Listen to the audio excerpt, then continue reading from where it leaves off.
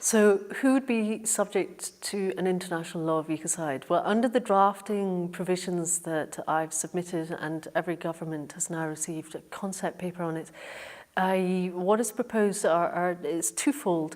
It's about actually assigning what's known as superior responsibility.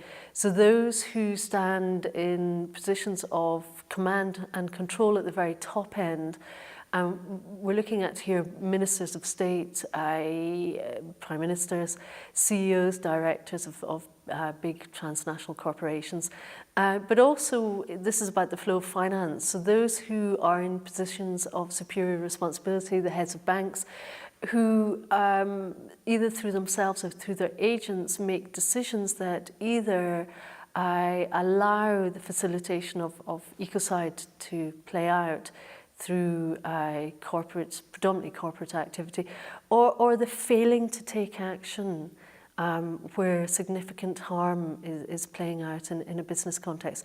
But it's to deal with the failing to take action where action can be taken to prevent naturally occurring ecocide, or failing to take action when those that are going to be harmed by naturally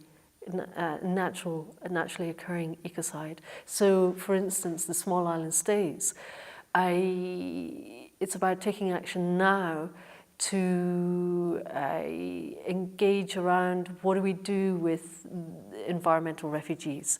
How do we actually deal with relocation issues in advance of those small island states, and not just 54 of them, but many other countries that are looking at rising sea levels? What do we need to do to adapt, to give assistance to those territories and to those people so that we can find a solution, a way forward, and land for those individuals to find another way of living and being?